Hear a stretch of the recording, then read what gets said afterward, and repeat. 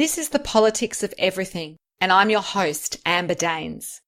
Welcome to the podcast where we want to discuss the politics of everything, from money to motherhood, nutrition to narcissism, startups to secularism, the environment to equality, and much more.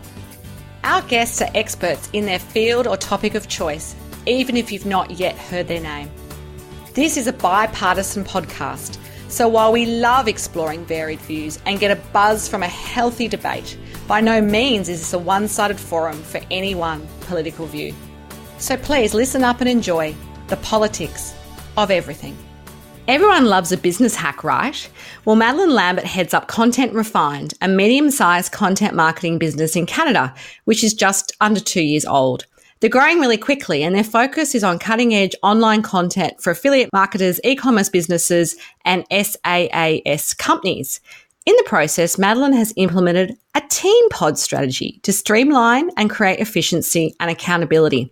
I have to admit, this is a totally new concept for me, so I'm keen to hear more as we dive into the politics of team pods. Welcome, Madeleine. Thank you so much for having me, Amber. So I'm going to dive into your childhood here. As a kid, did you have a dream career? What was it? And did you get to pursue that? As a child, really, I looked up to my family. So, both of my grandfathers were doctors. One was a surgeon, one was a scientist. And both my mom and dad were actually academics. My dad is a geneticist and a university professor. And my mom had a very long and successful career as a writer and editor. So for me, I always thought that I would probably just continue my education, probably get a PhD of some sort at some point. But then after my undergraduate degree, I didn't really know what I wanted to study. I had been in school back to back since I was like 4 years old. I'd just broken up with a long-term boyfriend and I was in a bit of a bad space. So I decided to put further education on hold and travel. So I never got my PhD. I never really continued that dream because I had my first little taste of, adult freedom and realized that there was a lot more to life. And I just didn't want to go through the motions of what I thought I should be doing at that point anymore. So traveling really, really shaped me and changed my career path and direction in life in general. That's awesome. I love it when that happens. I mean, I think sometimes you just assume you're going to go one direction and then, life happens and something more magical ends up happening. So what was your first job in the end and how did that shape you? My first real job per se. I served and bartended all throughout my youth. And so I don't like it when people actually refer to bartending and service jobs as like not real jobs because those are the realest jobs I've ever had. Like absolutely serving the general public. It's the hardest thing in the world, I reckon. It's the hardest thing in the world. It tests your patience. It makes you a bitter human being. So yeah, those were my first jobs. But I guess my first private sector job was actually working at a startup tech company that built custom medical technology. And so this exposed me to two very, very important things in my life. So A, technology, and B, entrepreneurship. So this job was crucial and definitely exposed me to the world of business for the first time. Interesting. So what was the gap between that and starting Content Refined? Did you have some other opportunities in between or did this sort of set the pace for where you went next in terms of your own setup? Well, I really, really, really liked the idea of starting my own business. I just didn't really know where to start. And so what really pushed me was the fact that I moved to a small town to be with the love of my life who lived here. And there were minimal job opportunities up here. It's a small town. It's a small mountain town. So there's just not a lot of industry here. And so that really forced me to start thinking about how I was going to do things independently. And I just met the right people. And it was very serendipitous how it happened, but I just met the right people who supported me and partnered up with me to start this crazy ride of Content Refined. So what does Content Refined do and how are you different from your competitors? Because there must be other people who do what you do, but how do you differentiate yourself? Oh, there's tons of different agencies that do what we do. But Content Refined is a content marketing agency. And so basically our clients hire us to handle the content creation and on-page optimization side of their websites. And what makes us different than other agencies is the fact that we actually hold ourselves accountable for the performance of your content, which not a lot of other agencies do. And so what we do is we really make a lot of effort to take steps throughout our entire content creation lifecycle that will maximize the odds of the content actually performing well on search engines. That's really different. I've had my own business for over a decade, and I'm in the sort of media training, communications, coaching space, and I've used a number of, SEO optimizing companies of sorts, if you like. And I think that's the thing. It's the accountability piece, which has left me sometimes deflated. So lots of promises, but no guarantees. And I know that's the world of, Google algorithms and things that I don't quite understand, but it is frustrating and makes you doubt the whole industry, if you know what I mean, when you've had that experience a few times. Absolutely. And I speak with clients on a daily basis who have been jaded by other sort of experiences with similar companies. And so that's why we've taken the steps and done the research and really crunched the data needed to basically prove our systems. Absolutely. So content marketing barely existed, 10 or more years ago. What exactly is the content marketing game about in a simple sentence or two? And how do you really help the businesses that you engage with, that engage you, I guess, to do the work that you do? Yeah, that's a great question. So in a nutshell, content marketing is the creation and sharing of different online content pieces. So that can be in the form of blog pieces, of videos, of social media posts, etc. Although Content Refined specializes in blog and content creation rather than videos and social media. But the intent of this content is to educate the readers who are searching for this information online. So the better and more useful your content is, the more Google or different search engines that are out there will reward you with higher searchability and rankings, and thus you'll get more hits on your website. And we live in a world where online is becoming more and more prominent and important. And the more people that hit your website, the better your business is probably going to do. So tell us a bit about this Team Pods concept. What's it about? How did you find out about it as a strategy? And what does it really do in your business? Yeah, so this was something that just kind of formed itself. And it came from the fact that I was desperately scrambling to keep the Content Refined train on the rails as we experienced such quick growth. And the reason it happened was because I just ran out of capacity to handle my own clients and grow the business simultaneously. So I hired a project manager to help deal with this capacity issue. And that's what got the ball rolling on how we're going to build this business out. And that's basically how my first Team Pod got formulated. And so the concept is, there's a project manager, and then they hire their own production team. So writers, editors, publishers, keyword research scientists, and manage their production team as well as their clients. So they're essentially the middle person between the production team and the client. So how do you get your staff to embrace this concept? Because they might be used to working a certain way, and then you're suddenly going to come in and, as the boss, say, we're doing this Team Pod thing. And how do you sell them, I guess, the benefits and also, I guess, the challenges that might come in working differently? And is there an example of how you may have overcome this in the process? Yeah, absolutely. So what I think is so great about the Team Pod strategy is that it gives people accountability, and you're essentially trusting and empowering them to manage their own team without breathing down their necks. And people really like that. I'm an example of that. I hated being closely managed and having my boss looking over my shoulder at all times, asking for updates at all times, So totally. Probably one of the reasons I started my own business. I just thought I was just not a great employee because of that reason. Me too. Oh my God, me too. I thought that I was just a terrible employee because I hated that. There was nothing that bothered me more. And so I don't want to be that person doing that to my staff, right? Because I know what it feels like, and it's not a good feeling. And so if I can empower my staff to have accountability for their own teams and feel like their clients are really their own, it makes people take pride in what they do and treat their customers like they're their own, right? Absolutely. And it's really, really hard to run a business and find staff that care about your business as much as you do.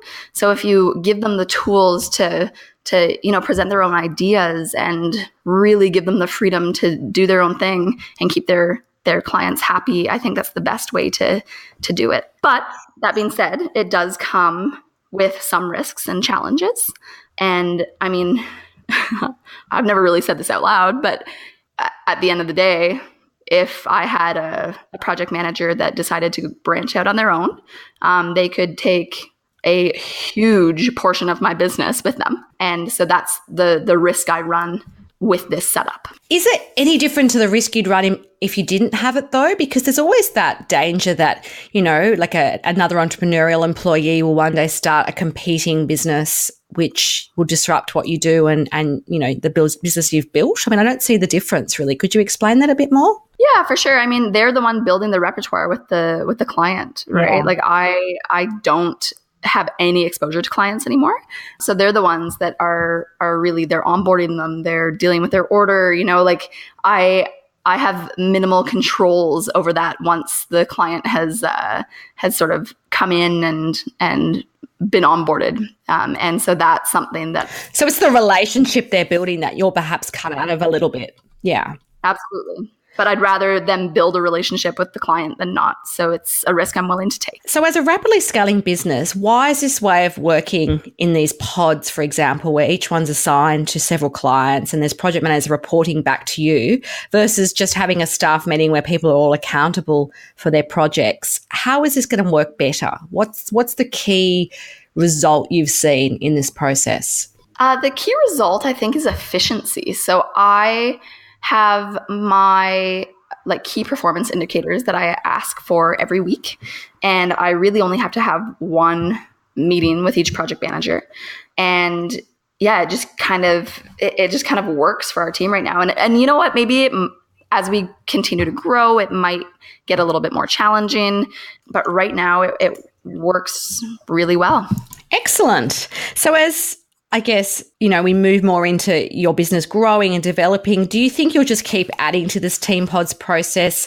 Or is it better suited for your startups and small to medium-sized businesses where you've got smaller teams versus a large company? How do you think that would be different if you were, had grown this to be a corporate where you might have multiple people in really senior positions like yourself running a business? Right. So I have thought about that. And I think we're going to continue it as we continue to scale. But what I might do is implement a super pod instead. So what I mean by that is double up on the project management within one team and see what kind of capacity we can get working like that and see if that's a good fit. And if not, then we'll figure something else out. Make it up as you go, as they say. The life of an entrepreneur. That's exactly it. Have you found any drawbacks with the team pod process? Is there things because you're not dealing with the clients you've missed, or perhaps the clients in some ways buy into you and, then suddenly they get this project manager and they never see you again? Is there kind of that agency sort of structure in place, which I'm more familiar with from my own business, that sometimes clients are disappointed because they're not getting Madeleine? I thought that they would more. Maybe they don't love you that much. I'm joking. Right. No, but for real, I think that it's pretty clear what they're going to get as soon as they sort of onboard. And I have hired the most fantastic team that I honestly have not received a single complaint from any client about my project management team. And so what I really look for is people with very strong interpersonal and customer service skills. And that really, really, really goes a long way. And I think that my team is probably more likable than I am. So Excellent. You can keep being the head honcho and they can do the amazing customer relationship bit, which is really the key to most businesses, those touch points of, yes, you do things and other people do similar things, but people like working maybe with your teams. And I think that's the differential for most businesses in the space that you're in. Absolutely. And, I think the concept of customer service is a bit of a dying concept, which is really too bad. And so we really try to focus on the customer service side of things very heavily to make people feel taken care of, because at the end of the day, it's their business that's on the line. And we want people to feel like we've got a skin in that too. Absolutely.